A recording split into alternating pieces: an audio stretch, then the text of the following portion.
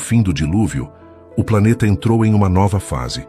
As antigas civilizações haviam desaparecido e grande parte dos projetos genéticos e espirituais foi retirada da superfície. Sob as águas que haviam devastado o mundo, nascia uma terra instável, silenciosa, prestes a receber o início de um novo ciclo. Já nos planos sutis do planeta, um fenômeno muito mais antigo voltava a se intensificar. O umbral que já existia como resultado da chegada dos exilados, da infiltração das raças regressivas e da densificação vibracional da Terra, começou a se expandir de forma dramática. O desencarne em massa de seres densos e corrompidos alimentou as zonas umbralinas, reforçando seus núcleos energéticos. Ali se consolidaram falanges de magos negros e entidades vampíricas, muitos deles antigos atlantes e fractais regressivos, que continuaram atuando após a morte. O umbral tornou-se, então, o principal campo de manipulação psíquica da Terra, um espelho sombrio do planeta físico. Diante desse colapso vibracional, o Conselho Cósmico e a Federação decretaram uma medida drástica, a intensificação da barreira de frequência planetária. A partir desse momento, qualquer ser densamente conectado ao campo terrestre ficou automaticamente aprisionado até que pudesse elevar sua vibração e se reequilibrar. Essa medida, além de visar conter a expansão dessa carga negativa no cosmos, também servia para aprisionar grupos regressivos que estavam vinculados ao campo planetário. Porém, essa medida teve consequências profundas. Seres estelares que estavam auxiliando nos projetos também ficaram presos, enquanto facções regressivas consolidaram domínio no plano astral. Assim, a Terra tornou-se de vez um planeta-prisão multidimensional, habitado por seres de luz, fractais negativados, raças regressivas e entidades controladoras, todas confinadas ao mesmo campo planetário. Já no plano físico, após a superfície se estabilizar, foi reiniciado o projeto Homo Sapiens. Esse novo ciclo ficou conhecido como o Quinto Projeto Adâmico. Nesse projeto, os corpos humanos foram severamente limitados geneticamente, por conta da densidade planetária e manipulações Anunnakis.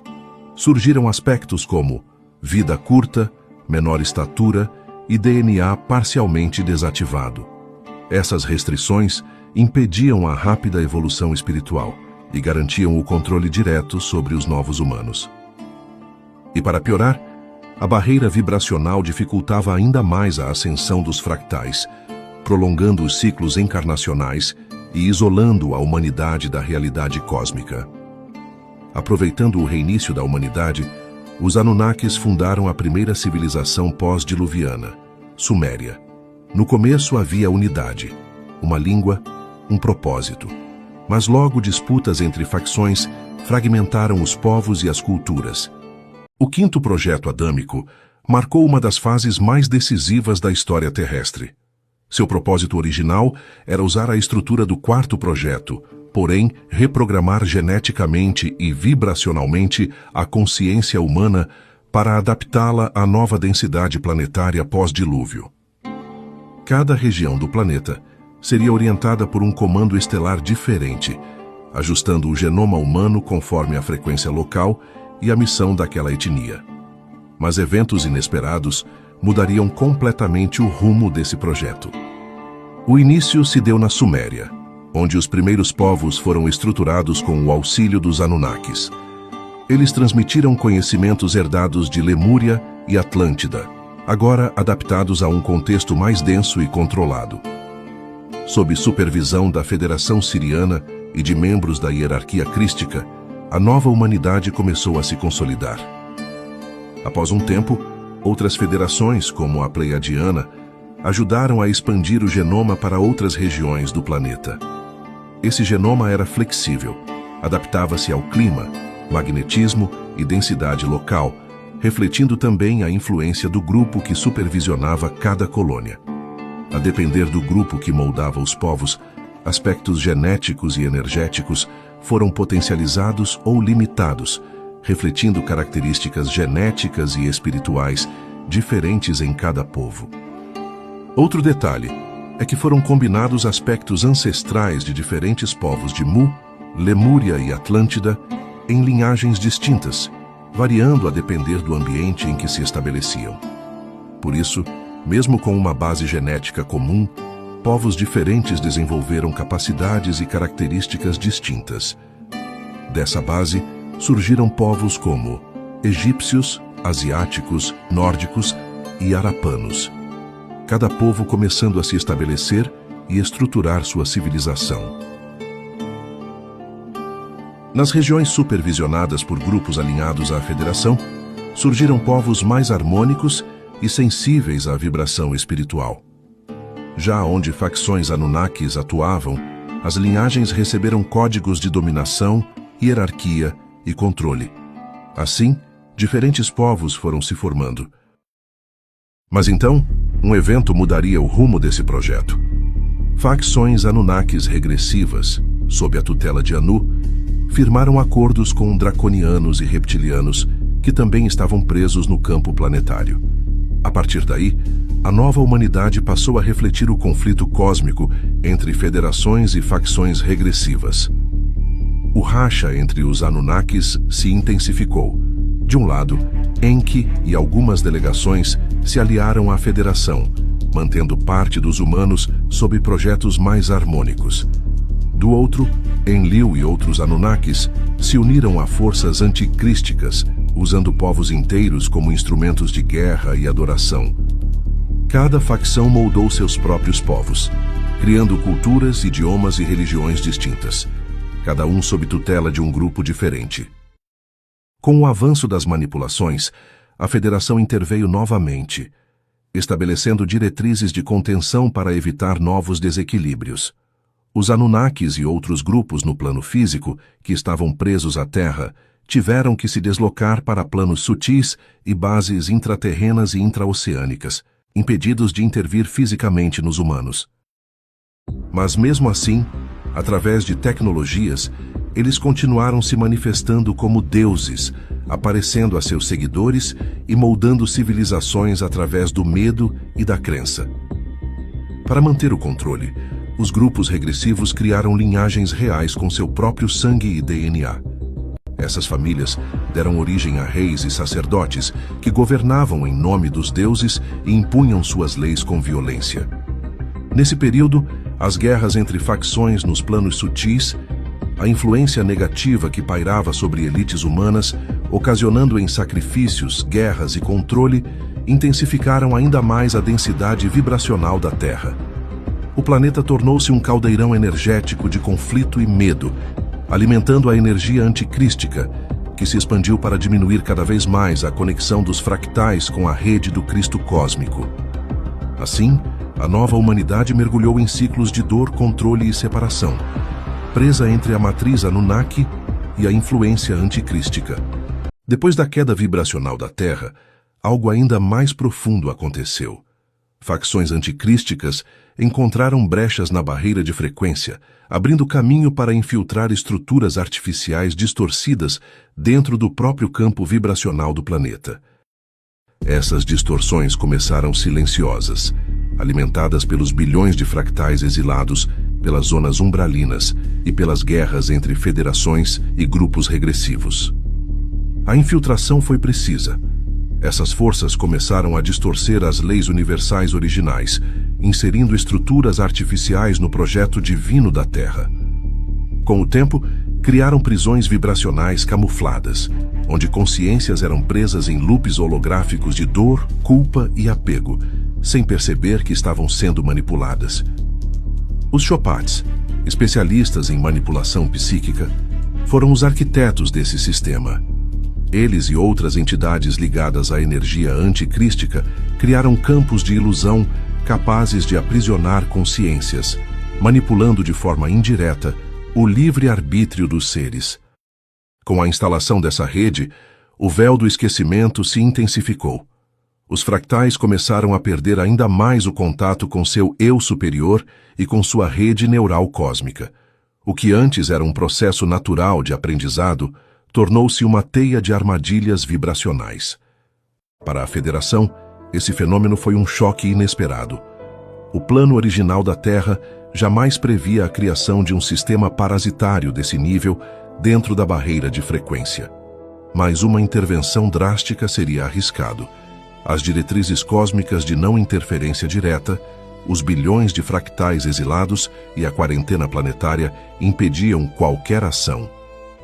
E mais, entrar nos campos distorcidos significaria tornar-se refém deles também.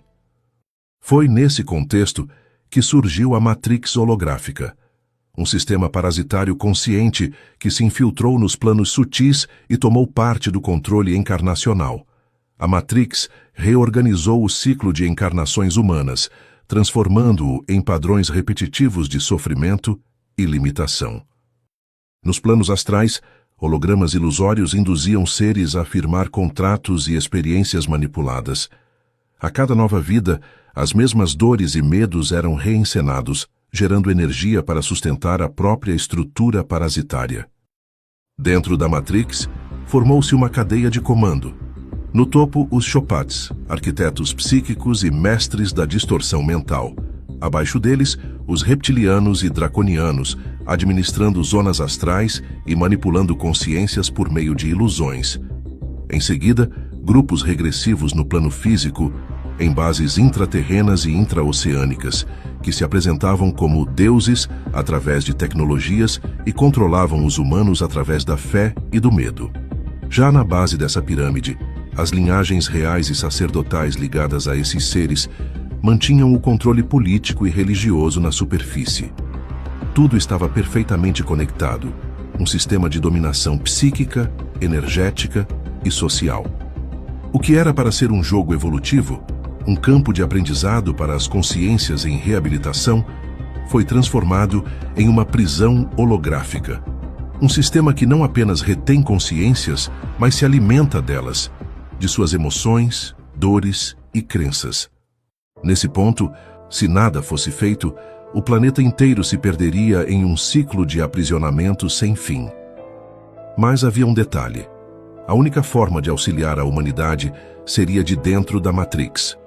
Era preciso encarnar, trazer luz para dentro do sistema e restaurar a consciência original. Esse movimento marcou o início de uma nova fase espiritual na Terra, a vinda de instrutores, avatares e correntes de luz enviados para reativar a consciência crística e restabelecer a memória da unidade perdida. Com a crescente densificação pós-dilúvio e a barreira de frequência tornando-se cada vez mais corrompida, o planeta já estava dividido. De um lado, civilizações controladas por forças regressivas. Do outro lado, pequenos focos de consciência que ainda tentavam manter o contato com a luz. Foi então que o Conselho, a Federação e o Cristo Cósmico decidiram que algo precisava ser feito para oferecer aos fractais aprisionados uma rota de retorno à rede criadora. Foi então colocado em prática o Projeto Avatar. O propósito era claro: enviar consciências crísticas para encarnar dentro da Matrix, irradiando luz, ética e sabedoria entre os humanos. Esses seres serviriam como âncoras vivas da rede crística original, abrindo brechas no sistema e relembrando os humanos de sua verdadeira origem divina. Eles não vinham fundar religiões, mas sim plantar códigos de despertar, cada um adaptado ao nível vibracional e cultural de seu tempo. Para que o projeto Avatar pudesse atuar aqui, foi necessário adaptar linhagens humanas, tornando-as capazes de suportar frequências superiores. Grupos escolhidos foram preparados geneticamente para gerar descendentes que pudessem receber consciências de planos elevados. O desafio desse projeto era colossal. Encarnar na Terra significava atravessar véus densos de esquecimento e lidar com a limitação da matéria. Uma vez aqui, os avatares estavam sujeitos às mesmas leis de encarnação e dor que todos, sem intervenção direta dos seres que estavam fora da barreira de frequência. Precisavam despertar por esforço próprio, reativando sua conexão com a fonte dentro da Matrix. Ao longo do tempo, foram surgindo consciências elevadas em várias regiões do planeta.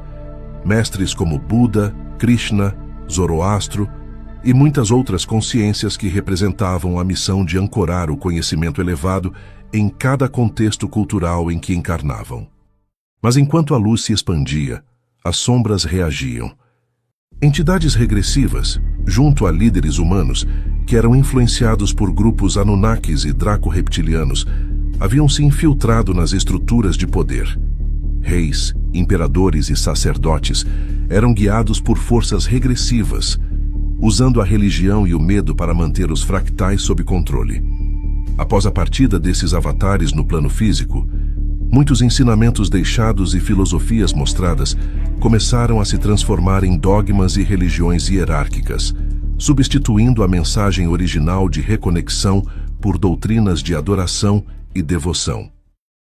O projeto Avatar foi o início da resposta cósmica à Matrix, uma contraofensiva silenciosa para reativar a memória divina da humanidade. Mas a batalha estava longe de terminar.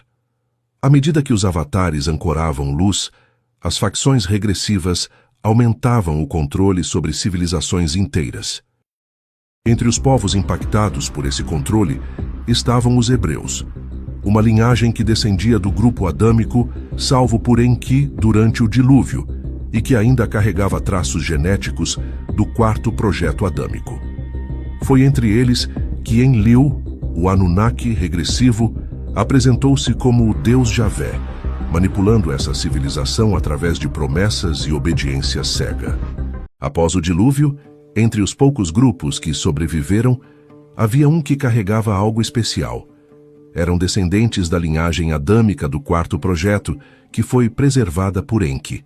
Esses seres portavam códigos genéticos e energéticos capazes de sustentar uma frequência elevada na Terra.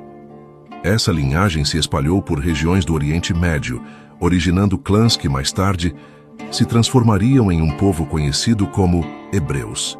Esse povo tinha dentro de si fragmentos do propósito original do projeto adâmico, mas esse potencial logo seria corrompido.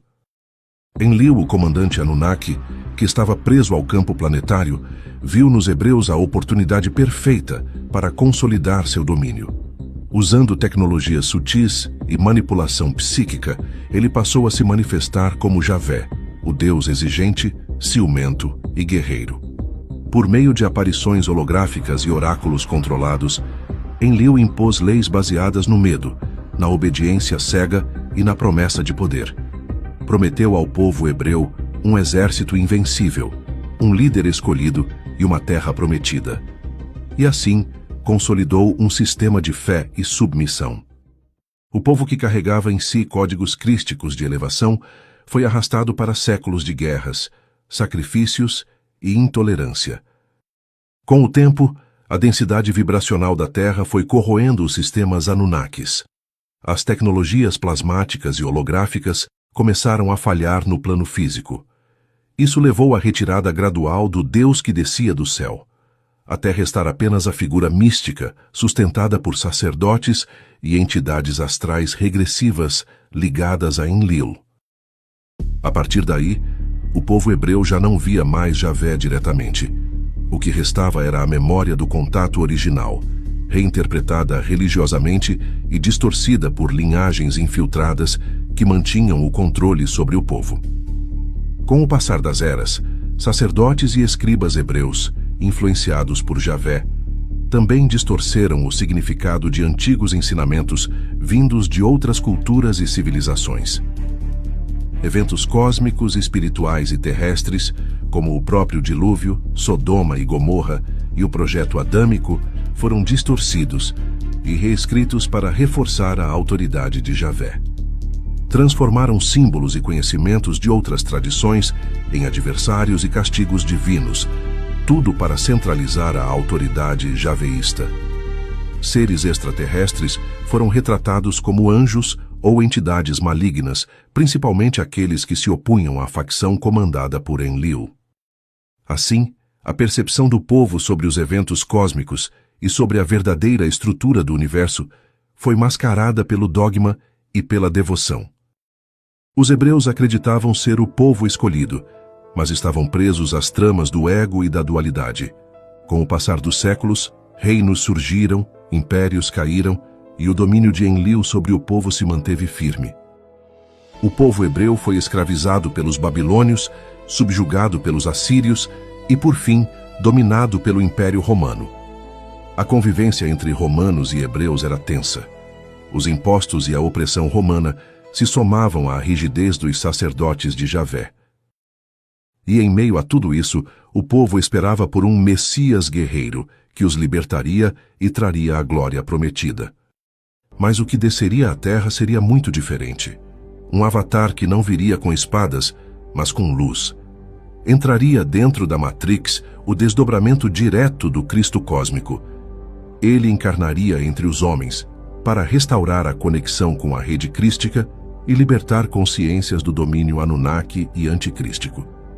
Sua presença abalaria impérios, sacerdotes e entidades sombrias, porque ele não falava de guerra, falava de reconexão, e ensinava que o reino de Deus não estava em templos ou tronos, mas dentro de cada ser humano. Encarnaria na Terra o mestre Sananda, que ficou conhecido em sua encarnação aqui como Jesus. Nos planos mais elevados da criação, a fonte gera filhos paradisíacos, consciências que se estabelecem em universos locais para criar, sustentar e administrar sistemas de experiência. Esses filhos são os engenheiros cósmicos da vida, os responsáveis por expandir a experiência divina dentro de múltiplas dimensões.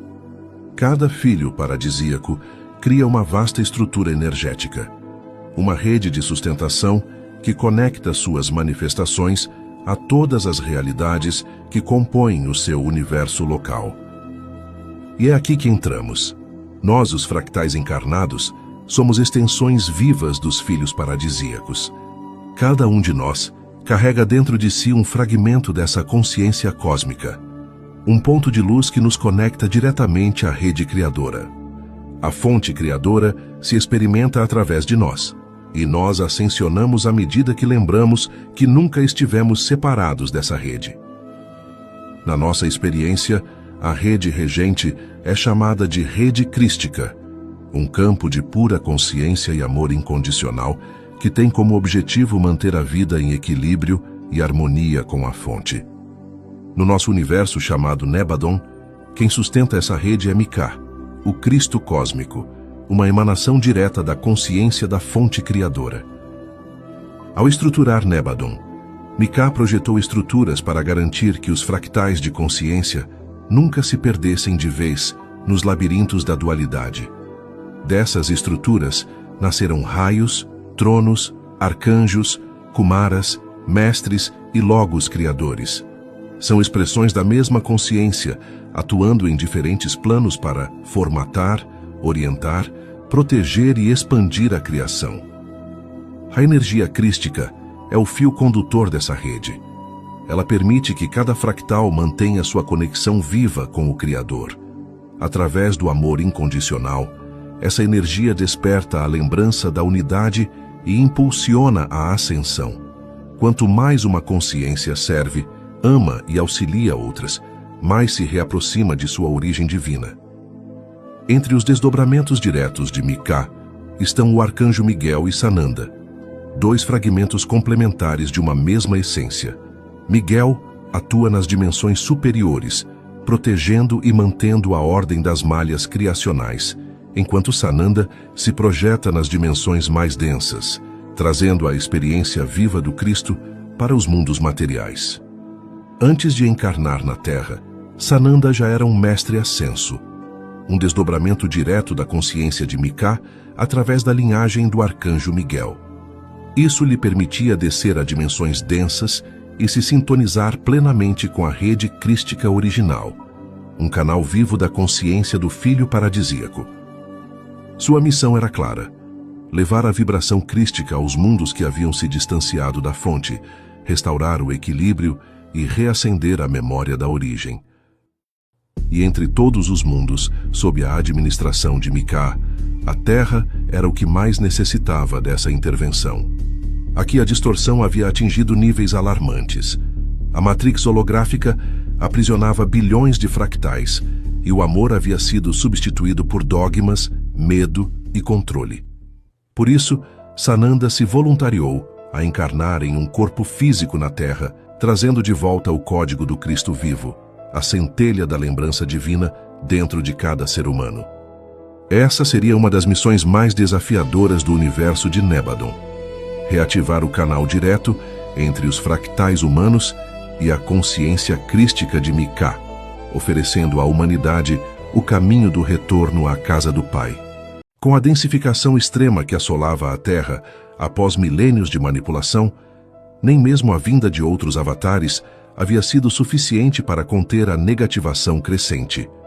Os hebreus, em especial, estavam sob forte domínio da influência Anunnaki, que manipulava o povo por meio da fé cega, da promessa de poder e da obediência a Javé, a face pública de Enlil. Diante desse cenário, o Conselho Cósmico, a Federação e o Cristo Cósmico Micá chegaram a um consenso. Era preciso um ato extremo. Foi então decidido que Sananda, o desdobramento direto de Micá, encarnaria fisicamente na Terra. Seu propósito era romper as amarras da Matrix e reinstalar na humanidade a vibração do amor incondicional. Para que isso fosse possível, um corpo físico precisava ser preparado. A vibração de Sananda excedia em muito a resistência humana comum. Após extensa busca, foi localizada uma linhagem preservada por Enki, herdeira do projeto adâmico pré-diluviano. Esse genoma, ainda parcialmente ativo, seria capaz de sustentar a energia crística de forma plena. Maria, uma consciência elevada, ligada às ordens de Vênus, encarnou dentro dessa linhagem. Seu DNA adâmico e a ligação espiritual elevada, dentro da rede micaélica, a tornavam o ideal para abrigar a consciência do Cristo. José, por sua vez, era um fractal elevado, portador de uma linhagem espiritual ascensionada. Sua função seria sustentar o núcleo familiar e proteger o plano encarnacional. Quando o tempo chegou, Maria passou por um processo de inseminação cósmica, realizado por emissários da hierarquia de Micá. Uma codificação genética foi inserida para permitir que o corpo físico suportasse a frequência que desceria à Terra. Nada foi imposto, tudo foi acordado no plano superior. Cada participante havia se oferecido voluntariamente para servir à missão. Em sigilo absoluto, o corpo foi preparado, a linhagem alinhada e a rede de apoio ancorada. A Terra se preparava para receber a manifestação viva do amor incondicional. Após o nascimento, mestres e iniciados encarnados se aproximaram discretamente. Trazendo símbolos e ferramentas de ancoragem, auxiliaram na sustentação do campo vibracional ao redor da criança. Desde cedo, Jesus demonstrava sabedoria incomum. Dominava idiomas e compreendia os textos sagrados com naturalidade, muito além do alcance humano da época. Foi então que entrou em cena José de Arimateia, homem instruído e comerciante de sucesso, responsável por garantir que o jovem pudesse viajar e aprender. Entre os 12 e 15 anos, Jesus viajou por regiões como a Gália e a Bretanha, onde estudou com os druidas e entrou em contato com tradições atlantes e lemurianas. Essas experiências começaram a despertar em Sananda a memória cósmica. Aos 15 anos, retornou à Palestina e logo seguiu ao Egito, onde passou 10 anos nos templos da Ordem de Melquisedeque. Ali conheceu Maria Madalena, sacerdotisa iniciada e expressão do sagrado feminino. Ambos eram complementares. Ela o ajudava a ancorar a energia crística no plano físico, e ele despertava a consciência dela em níveis cada vez mais sutis. Mais tarde, seguiram juntos em peregrinação pela Grécia, Turquia, Índia, Nepal e Tibete. Adentraram também em regiões intraterrenas como Shambhala e Agartha, onde receberam instruções das escolas cósmicas ocultas. Ao retornarem à Palestina, Sananda já havia recuperado a totalidade de sua consciência. Maria Madalena tornou-se sua companheira e parceira espiritual.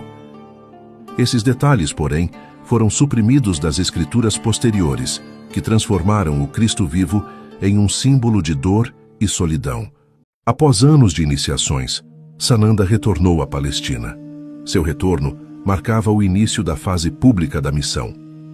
O objetivo de Sananda era expandir a frequência crística na Terra, ativar discípulos preparados e abrir portais energéticos que restabeleceriam a ligação dos fractais humanos com a rede de Mika. A presença de Sananda abalava estruturas há milênios estabelecidas. Sua mensagem era simples e poderosa. O reino de Deus não está fora, mas dentro de cada ser. Ele reativava o DNA adâmico, dissolvia contratos antigos e relembrava os fractais de sua origem divina. Os milagres descritos mais tarde eram apenas efeitos naturais da frequência de Sananda, que interagia com a malha vibracional humana e restaurava o equilíbrio original, permitindo que os próprios humanos manifestassem a cura e a libertação. Ele era como um espelho do potencial humano, refletindo o que cada um carrega dentro de si. Sananda também operava no plano astral, conectado à fraternidade branca e à hierarquia micaélica, auxiliado pelas energias do arcanjo Miguel e também Maria Madalena, que ancorava o polo feminino da energia crística. Cada palavra durante suas pregações eram códigos de despertar, capazes de reverter parcialmente as tramas anticrísticas instaladas na rede neural dos fractais. Logo multidões o seguiam, e os sacerdotes de Javé viram nisso uma ameaça direta ao seu poder. Anunnakis e entidades regressivas, percebendo o risco de perder controle, passaram a influenciar elites religiosas e romanas para contê-lo ou corrompê-lo. Sananda recusou todos os convites para liderar exércitos ou se colocar como rei. Ele sabia que o verdadeiro reino era interno e que a libertação viria pela consciência, não pela espada. Os sacerdotes hebreus e as elites romanas, sob influência de grupos draco-reptilianos, uniram-se num plano para detê-lo. Sananda tornou-se alvo de perseguição, difamação e tentativas de captura. Mas ao contrário da narrativa popular, Sananda não foi crucificado. Essa história foi criada posteriormente pelos controladores do sistema para transformar sua mensagem em um culto ao sofrimento. Essa narrativa foi criada justamente para inverter o sentido da missão de Sananda. O propósito era elevar a consciência humana, revelar o poder interior e mostrar como viver em sintonia com o amor crístico, não exaltar a dor. Não se ancora a luz através do sofrimento. A frequência do Cristo vibra no amor, na alegria e na expansão. A dor, o medo e o sacrifício são exatamente o que mantém este mundo preso à negatividade. Após cumprir sua jornada pública, ele retirou-se para a Índia, onde viveu até o desencarne. Ali, viveu por décadas sob outra identidade, ensinando discretamente os princípios crísticos para escolas iniciáticas. Ele se manteve em constante contato com monges e discípulos, expandindo o campo crístico e irradiando luz na malha planetária. Nessa fase, sua presença era discreta, atuava em silêncio, transmutando e ancorando a energia crística onde o sistema ainda resistia. Quando completou o ciclo de ancoragem, Sananda reuniu seus discípulos locais, deixando instruções sobre a continuidade do trabalho interior. Pouco tempo depois, desencarnou de forma natural, libertando-se suavemente do corpo físico e ascendendo aos planos superiores. Nos planos sutis, reassumiu sua forma plena e retornou à rede de Mika, integrando-se novamente à consciência direta do Cristo cósmico. Daquele ponto em diante, passou a atuar de fora da barreira de frequência como príncipe planetário da Terra, irradiando a frequência crística sobre a malha vibracional do planeta. Ele não fundou religiões, não buscou adoração, veio para provar que o verdadeiro templo é o coração e que a centelha do Cristo vive em cada um de nós. Com o tempo, o sistema percebeu que não poderia eliminar o impacto do Cristo. Então decidiu transformá-lo em religião, um movimento estratégico para domesticar a luz através do dogma. Após o fim da missão pública de Sananda, algo profundo começou a acontecer na Terra. A presença do Cristo solar havia deixado uma marca viva na malha energética do planeta. O amor e a filosofia que ele pregou despertava silenciosamente a lembrança de que o divino habita dentro de cada ser. Mas essa vibração, pura e libertadora, ameaçava toda a estrutura que controlava o mundo. E foi aí que o sistema reagiu. A energia crística começou a se espalhar entre povos e culturas, sem templos, sem sacerdotes, apenas pela ressonância. As pessoas começaram a sentir o chamado interior, uma lembrança antiga de que Deus não estava fora, mas dentro. Esse despertar abalou as fundações espirituais e políticas da Terra. As forças que dominavam o plano físico e astral entenderam que, se a mensagem do Cristo se mantivesse pura, o controle cairia. Com a mensagem se espalhando e contagiando milhares de pessoas, grupos religiosos e políticos, influenciados por facções regressivas, passaram a manipular as narrativas. Décadas depois, escribas e sacerdotes passaram a reescrever os fatos, baseando-se em doutrinas teológicas, influenciadas pelo seu contexto social, político e cultural. Muitos textos foram escritos tempos após os acontecimentos reais. Eles não vieram dos discípulos diretos, e foram revisados por escribas ligados às ordens de sacerdotes e líderes sob influência das facções regressivas. O resultado foi um mosaico, parte verdade vibracional, parte manipulação política e religiosa. Foi nesse processo que o Cristo cósmico foi substituído pelo Cristo crucificado. Assim nascia o alicerce da religião institucionalizada, não para libertar, mas para conter. Os grupos que preservavam a sabedoria verdadeira, como essênios e iniciados da Ordem da Luz, foram perseguidos e silenciados. Seus registros foram destruídos, templos profanados, e os manuscritos escondidos em cavernas e desertos, longe do alcance dos impérios. Entre os séculos II e IV, o Império Romano consolidou o controle da fé.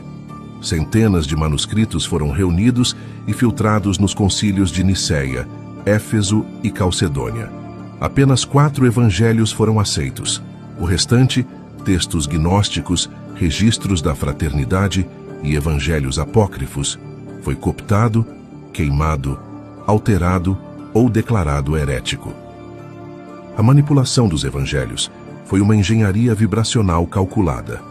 As facções regressivas inseriram códigos psíquicos que fixaram arquétipos de dor e submissão, bloquearam o despertar do Cristo interior e implantaram a ideia de salvação pelo sofrimento.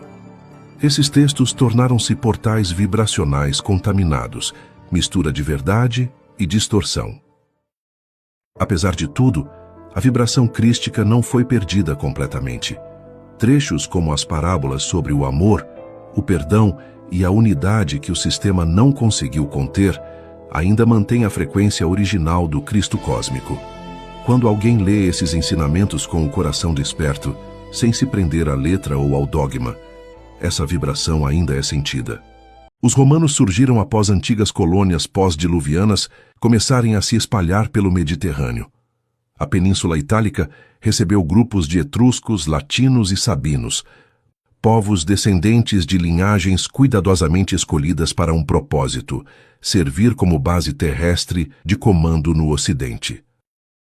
Essas linhagens foram influenciadas por facções anunnakis regressivas e draco-reptilianas, que buscavam criar um polo de poder físico capaz de unir domínio político e controle espiritual. Assim nasceu Roma, planejada como o braço terreno da Matrix. A civilização romana floresceu rapidamente, movida por inspirações psíquicas vindas das hierarquias regressivas. Essas forças transmitiam ideias de conquista, hierarquia, poder e lei, moldando a mentalidade imperial.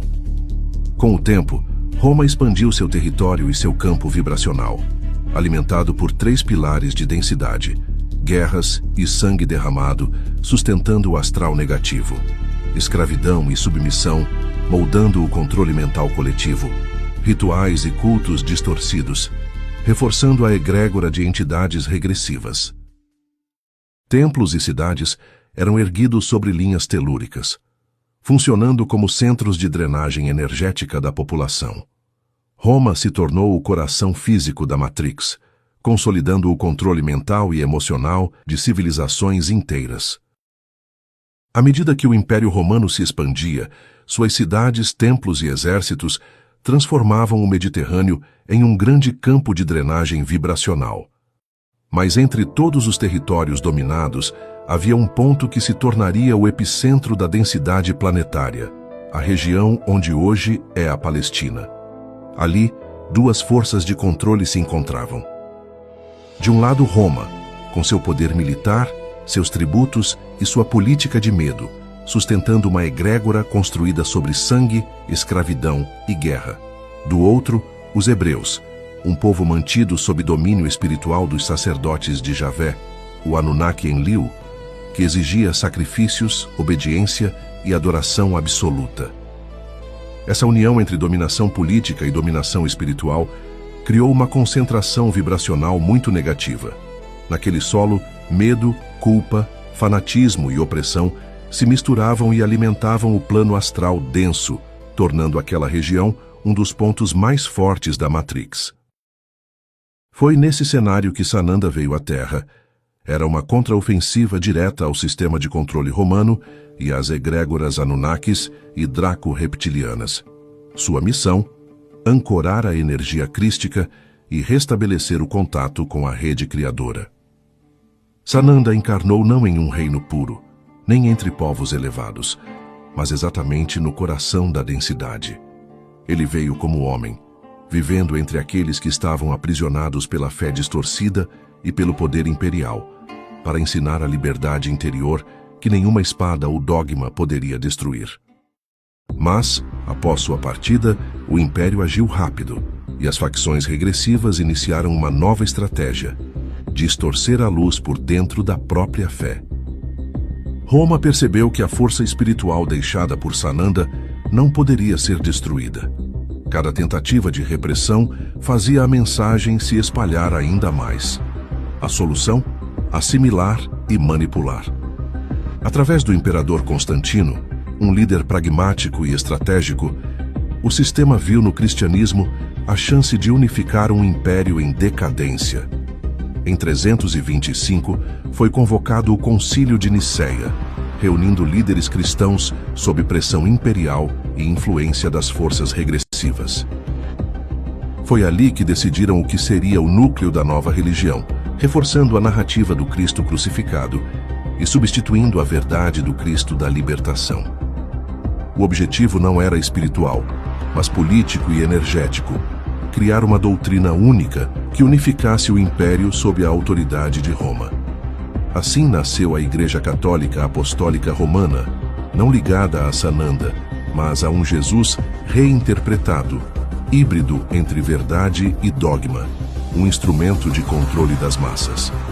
Décadas depois do término da missão pública de Sananda, o cristianismo não era uma religião organizada. Era um movimento vivo, espalhado por pequenas comunidades que seguiam a mensagem deixada, cada uma interpretando à sua maneira. Havia grupos gnósticos, que defendiam o contato direto da alma com o divino e a libertação da matéria. Havia essênios, que preservavam práticas de cura e sabedoria ancestral. Havia comunidades judaico-cristãs que ainda misturavam ensinamentos de Sananda com rituais hebraicos. Não existia uma única autoridade central. Existiam percepções da mensagem, umas misturadas com dogmas, outras mais alinhadas com o intuito original. Roma percebeu isso rápido. O efeito vibracional da mensagem de Sananda continuava se espalhando, sem templos, sem sacerdotes, sem hierarquia. E isso era inaceitável para as forças que governavam por medo.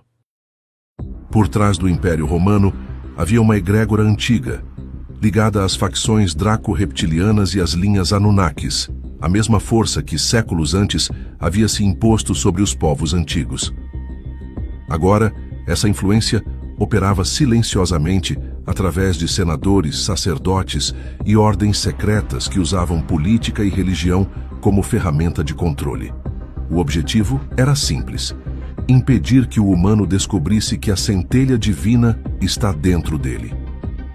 Então, quando esse sistema viu que a mensagem de Sananda estava causando impacto e aproximando muitos do despertar, eles tentaram conter e distorcer essa mensagem. Começaram perseguindo e silenciando muitos cristãos. Também infiltraram-se, moldando narrativas e escrituras para controle. Mas mesmo assim, parte da mensagem ainda se espalhava. Foi então que decidiram que algo precisava ser feito. É aí que surge Constantino. Não como santo, não como convertido, mas como estrategista. Ele enxergou no cristianismo um trunfo político, uma religião capaz de unificar Roma e, ao mesmo tempo, servir aos mesmos poderes que sustentavam a força do império. Em 325, o Concílio de Nicéia foi convocado. Em Nicéia foi definido o núcleo da religião. O que era espiritual virou política, o que era liberdade virou doutrina. Ali nasceu a Igreja Católica Apostólica Romana, e com ela, a maior distorção espiritual da história. Após o Concílio de Nicéia, e durante outros concílios como Constantinopla, Éfeso, Calcedônia, Cartago e Hipona, a imagem do Cristo solar, livre, consciente, mestre da própria conexão divina, foi substituída pela figura do mártir torturado, porque sofrimento gera culpa, e culpa gera submissão. A figura de Javé, o mesmo Anunnaki que havia manipulado os hebreus, foi elevada ao posto de Deus Pai. Nada foi por acaso. Era o mesmo projeto antigo, agora com roupagem cristã. Se aproveitando das escrituras distorcidas, a Bíblia foi montada a dedo. Dos muitos evangelhos e manuscritos que existiam, apenas poucos foram autorizados. Os textos que falavam de energia, despertar e autoconsciência foram banidos, queimados, perseguidos, porque eles libertavam, e o sistema precisava de um Cristo que aprisionasse. Com o tempo, o império espiritual ficou mais poderoso que o exército. Reis se ajoelhavam perante o Papa, e o Papa se ajoelhava diante de uma força ainda maior e invisível que governava por trás, uma rede anticrística que já atuava na sombra desde os tempos pré-diluvianos. Cada missa, cada imagem, cada repetição automática de oração alimentava uma egrégora gigantesca que operava em duas camadas, no físico, mantendo o povo obediente e submisso, e no astral, alimentando entidades que drenavam a energia emocional humana. Ao longo dos séculos, a história seguiu manchada de sangue. Cruzadas, guerras santas, saques e invasões. A Inquisição perseguiu curandeiros, cientistas, cátaros, místicos, qualquer pessoa que ousasse tocar a liberdade espiritual. As caravanas da Igreja viajaram continentes, cruzaram oceanos e invadiram terras distantes. Não foram apenas missionários, foram agentes do Império. Onde chegavam, tradições ancestrais eram destruídas, culturas eram apagadas, templos queimados, povos obrigados a aceitar o Deus romano. Por trás da imagem oficial, a mesma força draco-reptiliana e Anunnaki seguiu controlando, e assim, a mensagem que veio libertar consciências foi transformada em instrumento de aprisionamento coletivo. No próximo episódio, mostrarei como o controle da Matrix foi se expandindo e como muitos acordos e jogadas ampliaram ainda mais a manipulação. Te vejo lá.